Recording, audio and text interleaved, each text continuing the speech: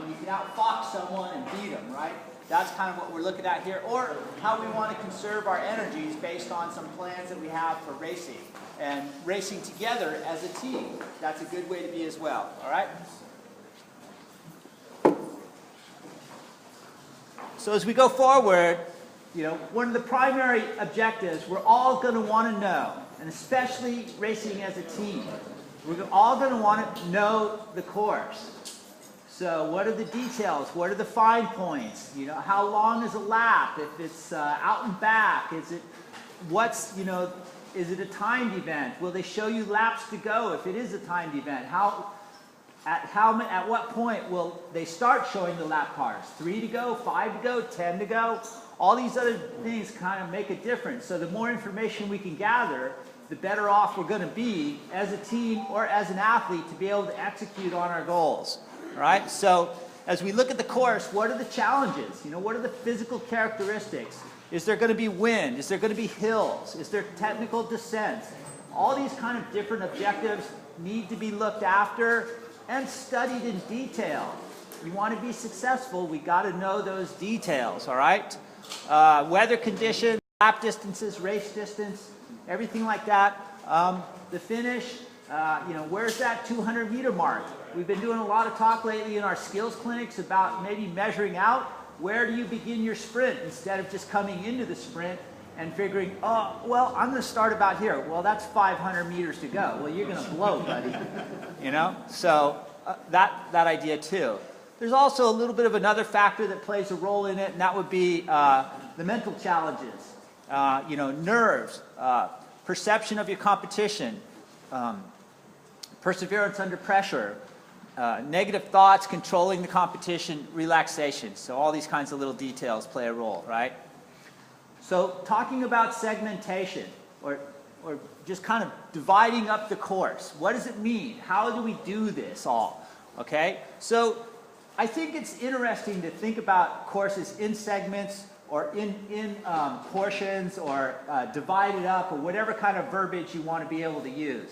As you look at those and you figure what are the challenges of them too, and what are the objectives or the goals in those different ones, and all that defines how you're going to expand some energy in a race, or how your team's going to play a role to maybe helping out the team leader in that race, things like that. So segments, objectives, portions, all that idea should be defined. And truthfully, you could have a really long segment in a race, and it could include hills and a descent, that kind of a thought. It's a matter of how you want to communicate that to your team, to your teammates, things like that, to make it work for each of you out there, right? We could simply say, if we were to do, we'll take like the circuit races down at Monterey, the CCCX circuit races. We all kind of understand those courses, and we tend to know that a lot of times those races start to really make a bigger difference in the last lap. So you might say, okay, well, if it's a 5-lap race, the first 4 laps, we're actually going to call that one segment. And the objective in that one segment is to maybe conserve energy as much as you can and save it for that last lap. So, it's kind of dynamic. It's not just about any one lap. It could be about many laps put together. Or, 1 mile at a time. It could be many miles put together. Okay, so examples of what makes up segments are the distances or times, the hills, the descents, wind changes, narrow roads, the finale, or other important features of the race. And I think one strong note about that, you and your teammates will define all that as well. Okay? Team tactics in these segments, they're going to be based on the race course, the team goals, and the strength of the team. And I think that's an important component. What's going on? What is the strength of the team? And what are the team goals on that day? How are the athletes going to play different roles? Can you just give an example there? Say like those circuit races at Fort Oregon, and you're going to see, like I said, it's a 5-lap race, so you're going to have one segment of 4 laps. So what's going to be the team strategy for those 4 laps? You're going to just kind of be in the race for 4 laps, and then you're going to start executing strategy in the 5th? Yeah, ultimately, yeah, what you might do is just end up being reactionary in a lot of ways to other athletes' moves. So yeah, like So you're say not you going to start with a race. overanalyze. Plus, you're going to really pay attention to where wind is coming from in the race course to conserve energy.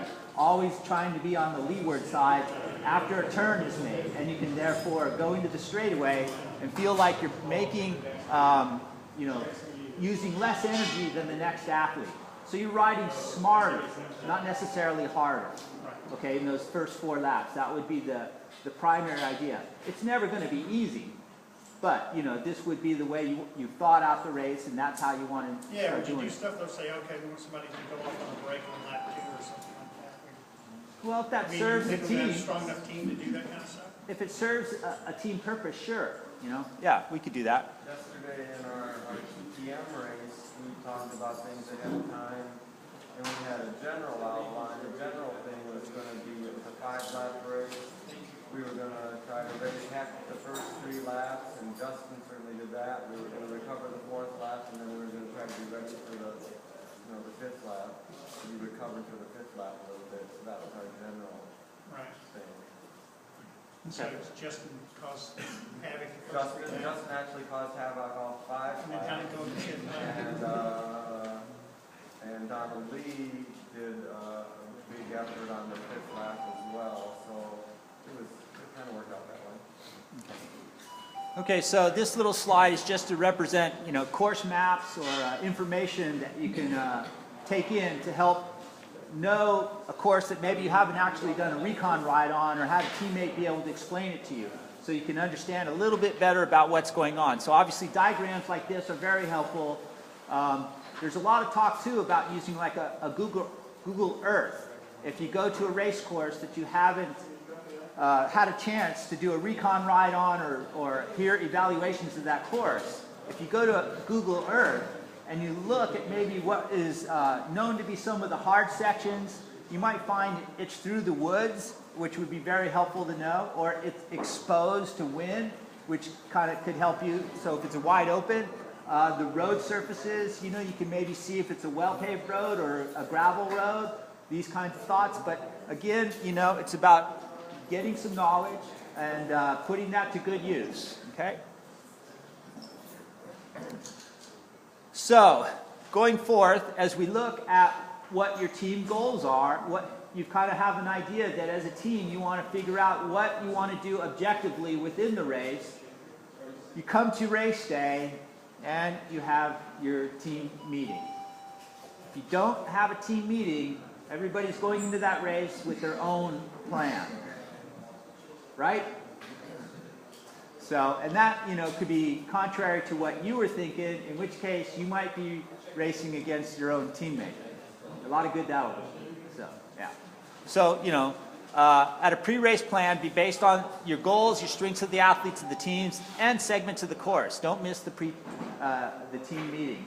As we go forth, it's pretty well known. I've always recommended how long you should arrive before the start of your race. So how long is that? Hour and a half, absolutely. Okay. So that can be a big deal as we start to look at some of these early morning races, and maybe we have to drive to the Central Valley to go do them, right? Okay. Is that on a trainer or just around What? the warm-up, an hour and a half? No, that's to park, to go to the bathroom, to go to registration, to have your team meeting, to do a warm-up if you need a warm-up, to, maybe catch up with a couple of friends. You build in a little time there. Pin on your numbers on the jersey. Do all that stuff that we have. Go through a little pre-race switch roll. Get some quiet time for yourself, maybe to put on your game face, so you get psyched up for the event, right? So all these little details come forth in that hour and a half that you arrive. All right? Okay, positioning of team or athletes in segments, okay? What are the team athlete segment objectives? What are the goals? So as we go through, that's going to help define what you need to be able to do as you look at it. Are they breaking away? Begin a lead out for the sprint, splitting the peloton, conserving energy, riding at the front, blocking a chase because you got an athlete in the breakaway. Use your course knowledge to make up the segment objectives for best results. So again, you know, it's about being in communication with your team and being able to then look at that pre-race plan to be able to understand a lot of this. So that's what I want to be able to do. So what are segments, or what are strategies? They're movements within the peloton that benefit you, or they benefit, say, the team leader. The team can be a movement, right? So we want to be able to do that. Any energy that's spent should have that same criteria. If you go out there and you expend energy and you're in the wind doing something, it should benefit you or the team, ideally. That's the big take home when you're doing something out there. You don't want to just be hitting the front if it's not purposeful, right? You're just burning calories or matches, and you know that's going to be something you need when you get into the last half hour of that race, when all the intensity just really turns up another notch. Okay, so again, I think tactics and strategies a lot of times starts to be a little bit over analytical. We're thinking about what are the repercussions of A, B, and C, and you know, maybe not just thinking more in the terms of just being proactive or reactive. And I think that's an important idea. As you see an athlete accelerate off the front, you either are going to be reactive to that athlete and neutralize their move, or the response is you're just going to stay in the peloton, and that's the choice, or you know, you're going to be proactive and do something about it as well.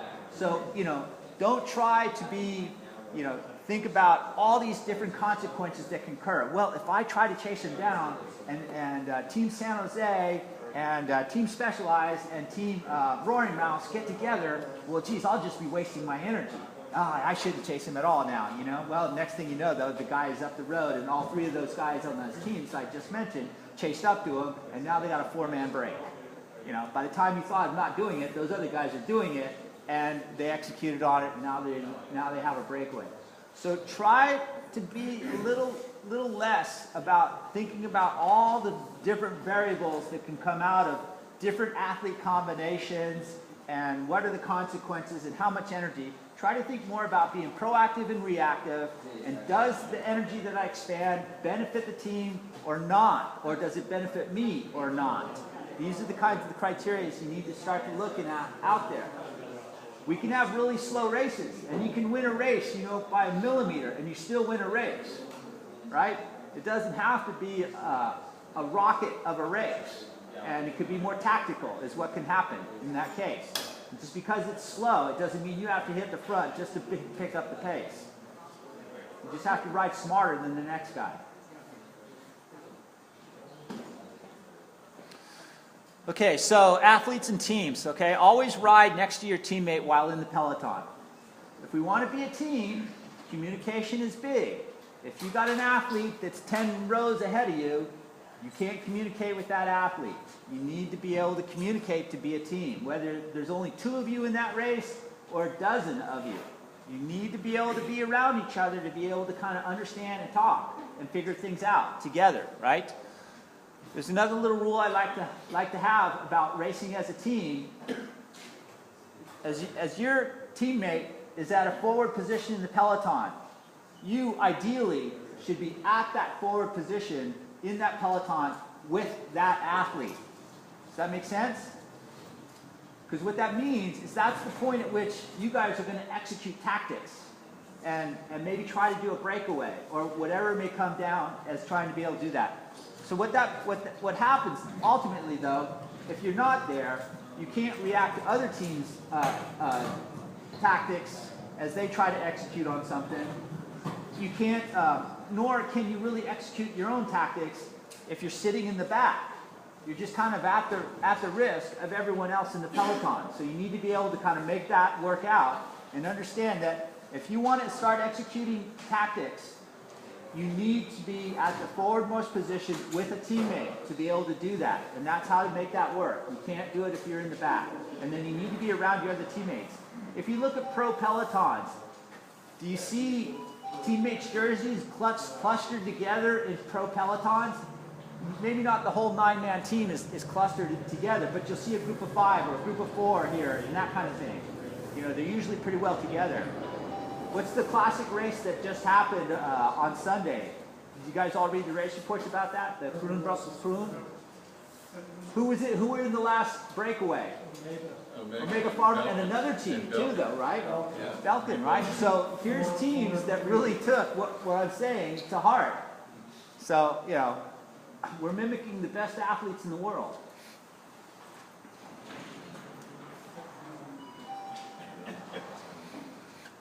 Okay, some ideas on criterium racing. It's pretty true, huh? Criteriums almost always finish in a field sprint. So why are you trying to break away? There's a 5% chance you can win it. A set of wheels. Good odds. I like those Set odds. of wheels on the I'm going to Vegas with those odds. green. So what Jackie Brown used to say, there's a 1% chance I might win, so if I don't do it, No, it's true though. I mean, you know, there certainly is, you know, the guy who wants to be the hero of the race, right? And try to do a breakaway and be able to kind of buck the trend and get that win in that criterium by being able to, you know, just stay ahead of the peloton. I have a teammate we raced against at the Track Nationals. He now lives in Colorado in 2012 when a couple of us went out there and we raced it. But Glenn Winkle is his name, and Glenn, years ago when he was riding and lived here locally in Northern California, he was a breakaway specialist, and he was a great time trialist. He also was pretty powerful at the sprint too. But what he liked to do in the first kind of couple opening laps of a criterium, he would use his cycling computer and assess like the average velocity that the peloton was going. Sure, on some straightaways you're going faster, you're going to be going slower in the corners, but you kind of take a look, and let's just say that average was 25 miles an hour for that peloton, you know, going around that lap of that course. He would then, at some point, attack, get a breakaway, and when he would do his attacks, he would ride it, what he would say would be 26 miles an hour. Open up his gap, right, and he'd do that for a couple of laps, and then he'd settle in to 25 miles an hour.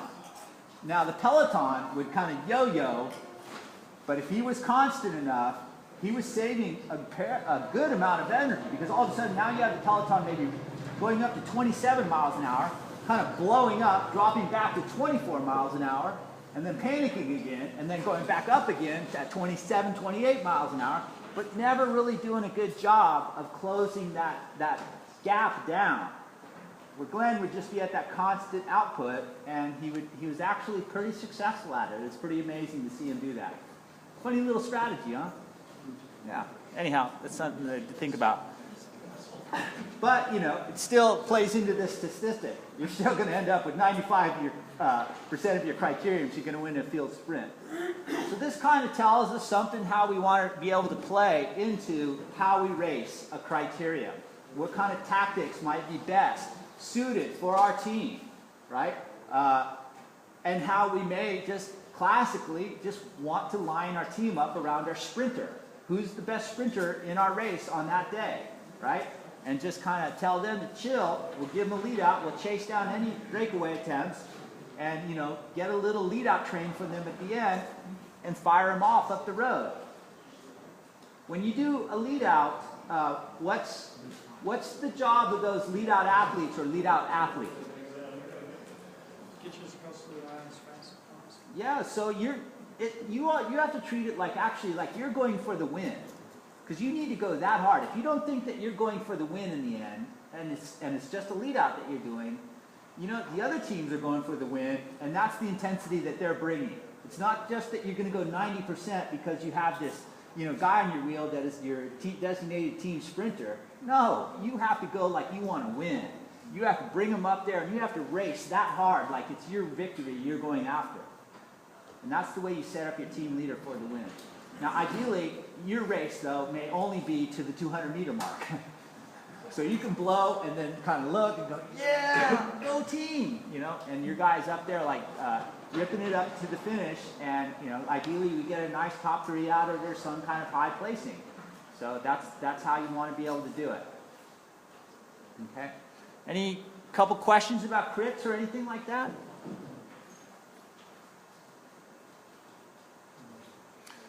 The one thing else I'll say about it too, and this can actually play a role in whether it's kind of a circuit road race, a point-to-point road race, one big lap road race, or a criterion type road race. The desire that burns in you as you come closer and closer to that finish, you have to have it burning hotter and hotter and hotter and hotter as it gets closer and closer to that finish line. You have to be willing to take risks. You have to be willing to be able to not let anybody take that wheel that you're on. You have to be able to up that intensity level just that another notch and have that desire.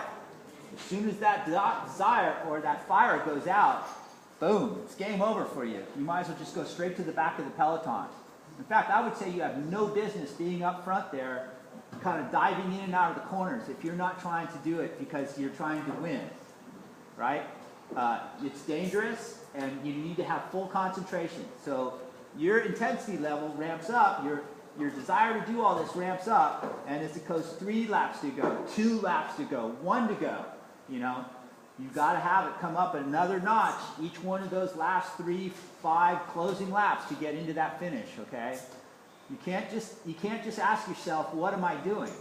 It has to be there. It has to burn deep. Okay?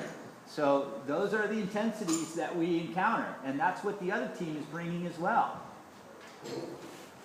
Clark, you know, a lot of us have the question of the outside movement. So, final whatever of a road race, last lap of a crit, we're doing what you just said. We're like on it, cranked, second wheel, and then here comes movement up the side.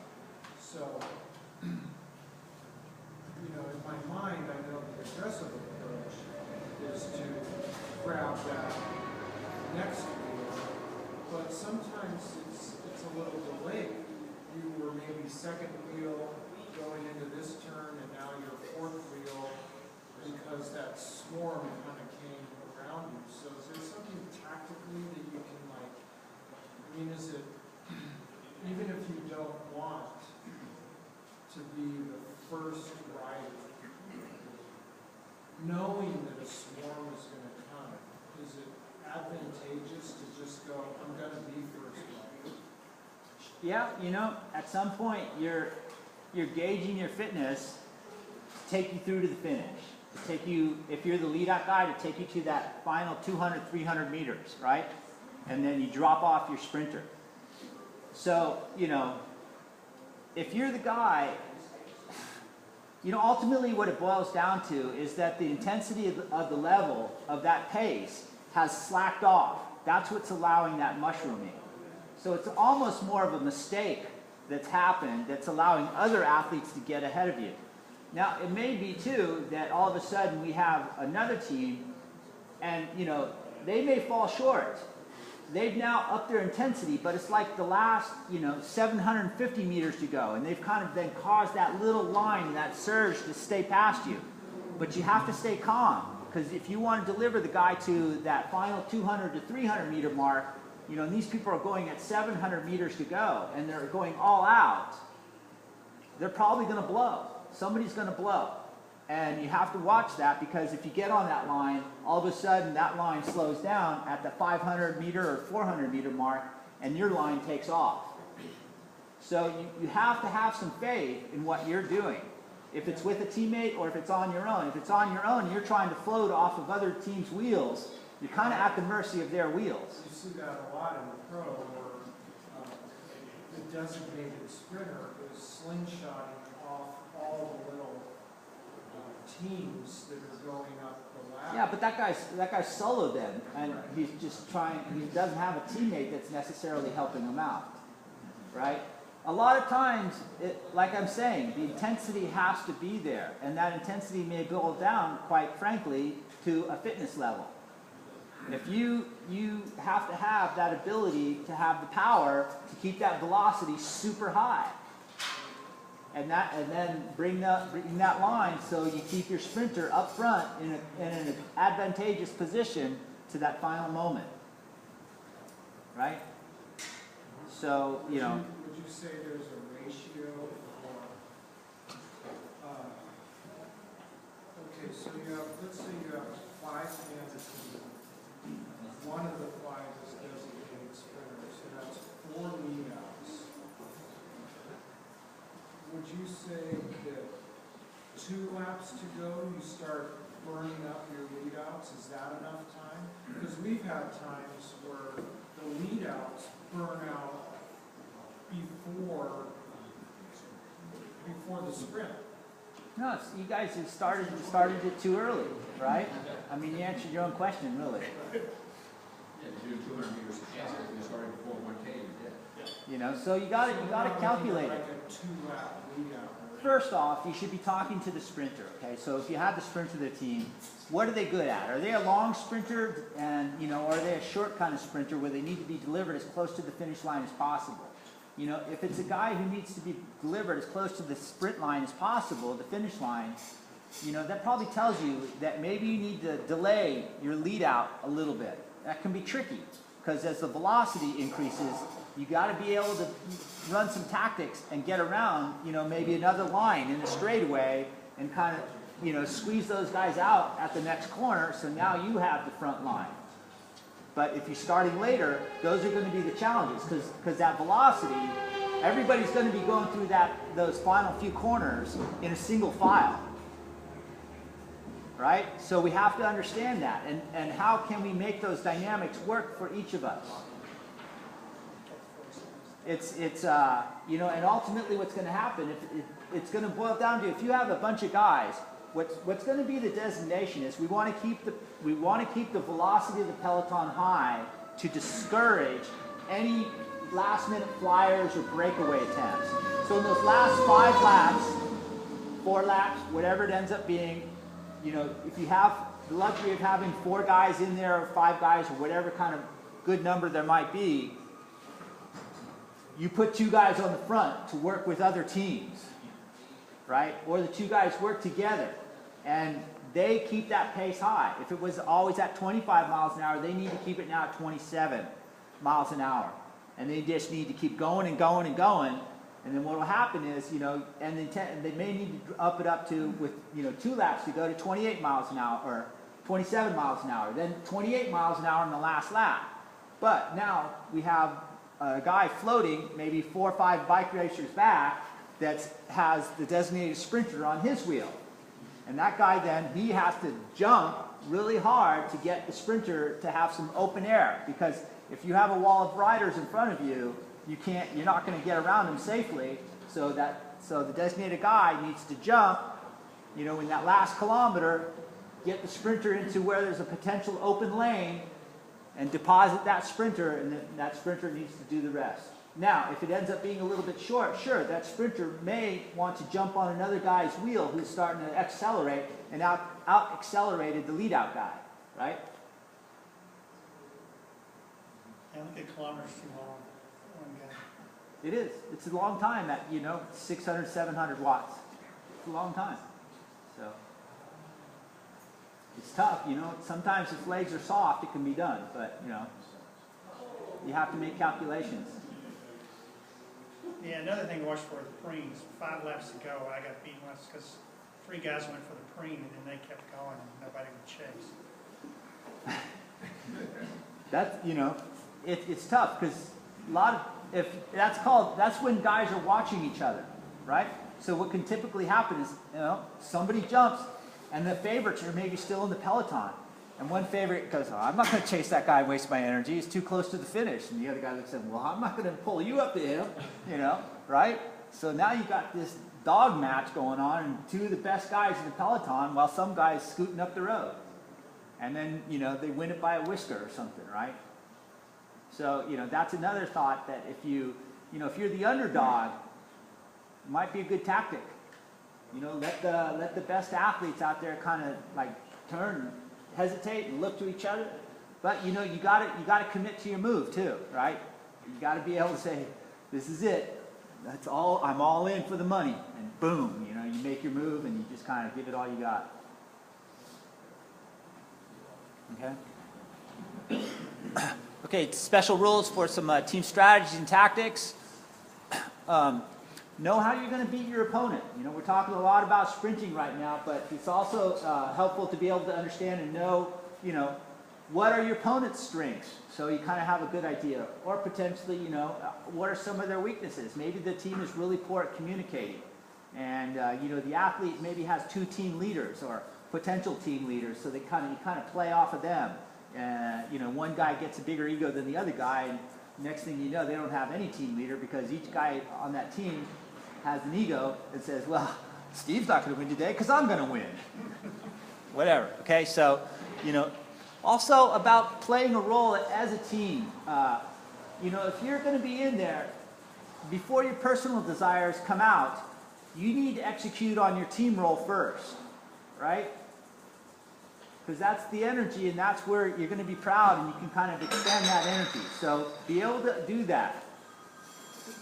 If you're told that you need to keep the pace high within the first quarter of the race, and there's a couple guys that you're working with, execute on that, you know, then relinquish your duty and go into whatever else you think you can do in that race, okay? Maybe you still have legs, maybe you don't have legs, I don't know. It could happen, all right? Or maybe your job is to bring a team leader up to the, you know, the first big major climb of the race. So you work with the team leader, you keep him out of the wind, you drive, you work at the front, you kind of slave away, you get to that base of that first hill, then yeah, you know, you maybe are pretty toast, but you know, you did a good job and you can take pride into helping out the team, you know, and then you can tuck into the pack if you have some legs left too, and just kind of ride it into the pack. Maybe you get a second win and you come back up to the team leader and you ask him, hey, you know, what can I do? Yeah. So he says, bring me to the front. It's going to be a common answer. So, yeah. Is your team the strongest? If so, you know, are the other teams going to look at you to do all the work? You know, I often say that we like our teams to have power in numbers, you know, so if we toe that line, the start line, and, you know, we're the biggest team out there, other teams are going to look to us to do probably a majority of the work if there's other little breakaways from other athletes. You know, they go, oh, let Penn Velo do it, man. They got all the guys in the peloton. They got the biggest, you know, consequences or loss options, you know. So, yeah, you know, we may have to do our extra duty of work, but you got to kind of understand that dynamic and what might be going on. We might be looking at other teams too, but you have to kind of, if you are, the next thing asked is, you know, what if you're not the strongest team? You have to divide and conquer. You know, it's kind of classic. You have to look at being able to kind of get the other team's athletes out of position and take advantages on that. So pretty soon they're spending extra energy and they're kind of tired, and you can then be able to execute on your plan, and therefore you've beaten the biggest team. All right? Blocking is always most effective if done in corners. So being able to have a little bit of a blocking tactic to be able to slow down any chase effort. Usually blocking too, it's done when there's an organized chase. So if there's not really an organized chase happening, the peloton's kind of floundering at the front and they're not too worried about what's going on up front or off the front, don't worry too much about getting in there and blocking. You know, don't expand your energy that much at that point, okay? If they get organized and you start seeing guys in a nice, effective, smooth rotation, yeah, you need to kind of infiltrate that rotation and kind of disrupt it, okay? How do you disrupt the chase? Yeah, so typically what you're going to do is you're going to, as you come maybe into a corner, you might let a little gap open up on the riders ahead of you. So now all you've done is let maybe 2 guys go faster around that corner, and there's 2 guys now chasing this breakaway of 4. They're never going to catch them. But and then as soon as they make that corner, they're going to look back and go, well, where are we? We're not doing any good now. We just wasted our energy. And, you know, you took it easy and soft pedaled through that corner. So they're going to slow down, and get back in the peloton, and therefore you effectively have disrupted the pace. No, so The this chase. is team tactics 101 for me. So, Yeah, yeah, no sweat. Like, so for example, 4 guys are up, PB guys up. Sure, I know my role is going to be not chase the PB guy down. sure. Right? All right.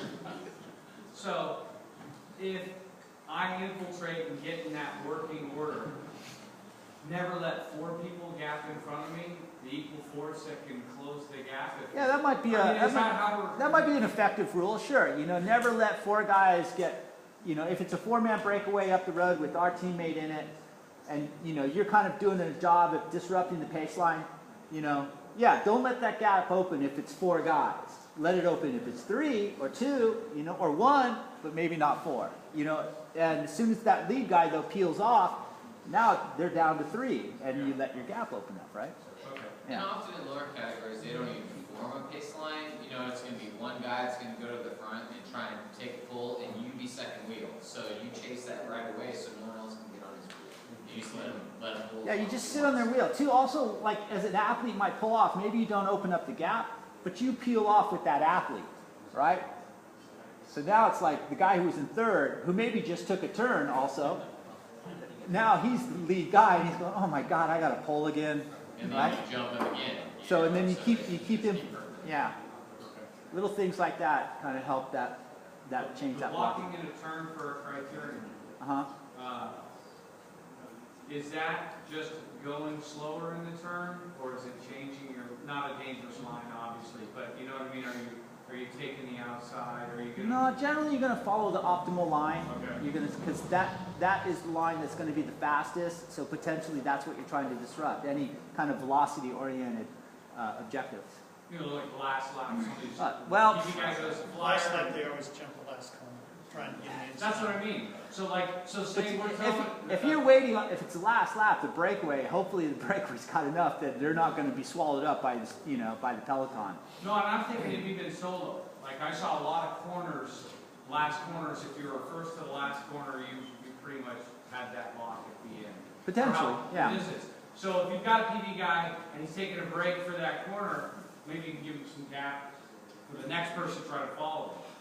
It is pretty interesting because what's the distance, okay? So we got to know our distances here. Because if that last corner to that finish line is at the far end of that straightaway and you're going all out, somebody's going to blow, you know? And they're going to come quickly back to you. So, or is it a short distance? If it's a short distance, it was probably about 2 corners ago then, getting into position to be able to then come out of that last corner and be able to overtake the athlete ahead of you or whatever.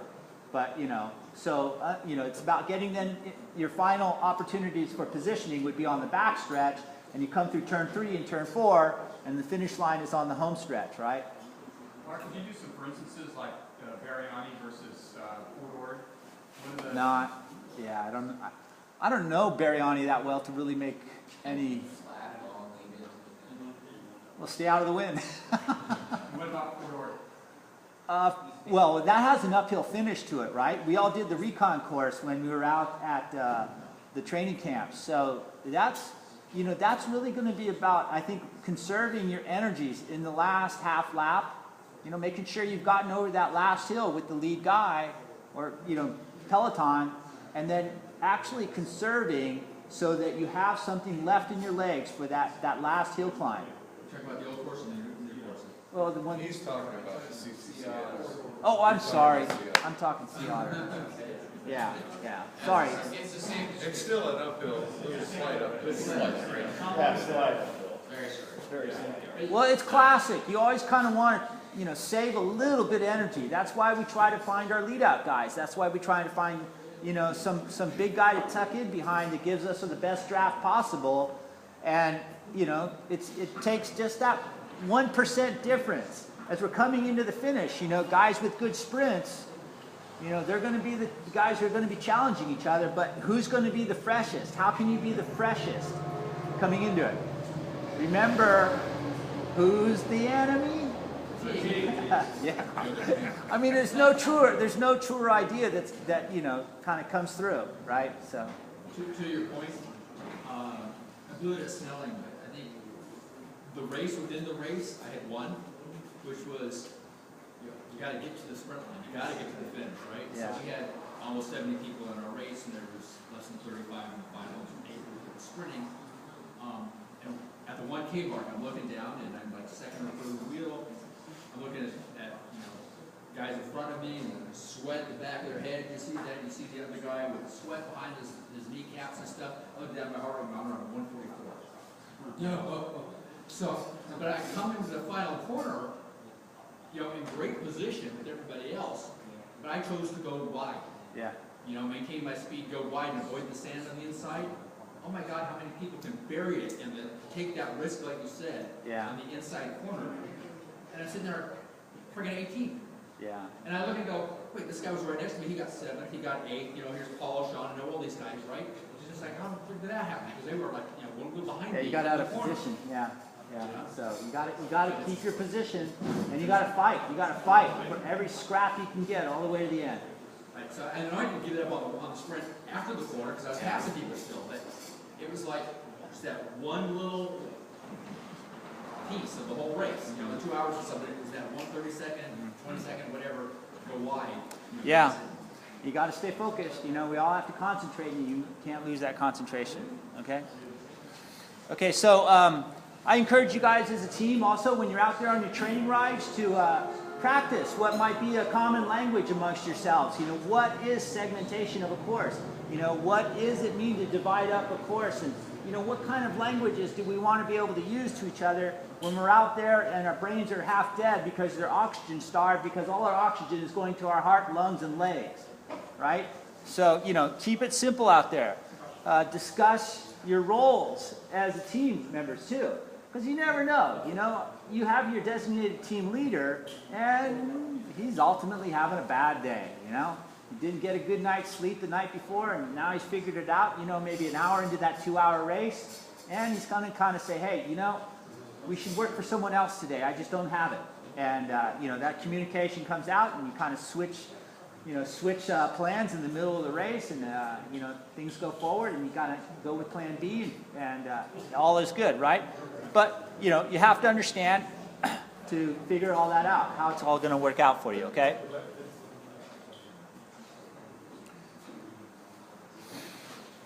Okay, some of the mental challenges that we talked about at the beginning, all right? So pre-race nerves can be very common. We're all kind of jacked up, and we come to these races, we drive far, we see all the other people in there, you see all the fancy equipment, and you're just kind of nervous, and you just wonder what's going to happen, and all that other good details, right? So understand this. It's so often that as soon as that start whistle blows, that you just channel that energy and those nerves go away. So you have to just realize that you just have to anticipate that consequence to happen and not be overwhelmed by nervous energy prior to the start of a race, all right? It will calm down. You will be okay. Okay, perception of your competition, You have to understand that you can't control what other people do. Stop telling them, hey, get on his wheel. Hey, you do that. Don't be the big Peloton boss out there. All that's really going to do is make people mad at you. Stop bossing me around. I know what I'm doing, right? So watch out. Focus on your energies and do your race. Execute on your race, and you'll have a much, much better result because of that, all right? Okay, perseverance under pressure. So, common thing, man. Oh my gosh, all that pressure, how do you perform at your best? Well, you have to take a breath in, you have to let it out, relax, do your best, okay? It's only for a moment. Focus on staying positive. Be that way, okay? How about negative thoughts? They can ruin you. Oh, God, I'm no good today. This is going to kill me. That hill's so big. How do I get over it? Did I get the right gears? Do I have enough air in my tires? All those things, they're just going to ruin you. How do you overcome that? Well, you need to figure out in training, perhaps, what's a good positive mantra that you use, or what's a good positive song. Have it run through your head in those moments. You'll get through them. Make it work. All right? Controlling the competition. Again, don't be distracted by the competition. Do your race, all right? Also, it's completely acceptable if there's moments in the race you find, relax, catch your breath. You'll get back into the hot and heavy part about it really soon, all right? You know, you're going to need to dial up that intensity and focus really soon. So enjoy that moment. And I like to think that there's a lot of moments, either high intensity moments or even relaxation moments that can happen in a race. Races are super dynamic. You do different things all the time. Each lap in the same race, you can encounter different things that are happening at the same mile that you just did the previous lap. So, you know, they're so different, they're so dynamic, and each athlete brings in such different roles to all those events, okay? All right, so we're kind of coming to the tail end here. This is a lot of what we just went over in this little presentation. Any questions on any of this stuff at this time? Any stories anybody'd like to share or anything? Yeah, Mark. At Sea Otter was my first race on the road race, and Bill Long was in that race, and I never met Bill before because he never does any of the training rides or anything like that. But in the race, I was like, you know, who are you? And we were the only two left in the lead group, and so it was my first race, so I was just like asking, you know, what, you know, and he was telling me everything to do, and it made it so great. I mean, to have a lead guy that's telling everybody what to do, because then all of a sudden, you know what, you're not thinking about anything but what that guy's telling you. And it made it really, it was such a great result. I mean, it was the best race I've had yet, and that was 3 years ago. So, I mean, it helps, at least me, to have somebody telling, you know, directing, you know, being the director, being the leader, telling them. Well, I would say also part of that end result was actually the ability of you as an athlete and Bill as an athlete to be able to come into it and be fresh and be well trained, right? Because there's a lot of work that went in behind that day, not just what happened on that day. So that's part of the formula that occurred, okay? Yeah. Okay, so. Well, cool. All right, so good little idea on strategies, tactics, dividing up a race course, and knowing the course, all those little details now. Food for thought to be able to take home and understand all that, all right? Yeah, Michael. I was wondering if anyone's done any of the Chico races and maybe have some insight, talk about strategy and the nature of the course. I know we've been running out of time, but we've got 5 minutes to maybe just say a race. Maybe we can just quickly touch on if anyone's done Chico. Has anyone done Chico? Yeah, well, Jason Milron has been our primary guy who's come in and knows about Chico's. And we've had race reports. Maybe I think there's a couple of archived race reports. Didn't somebody send out? There was a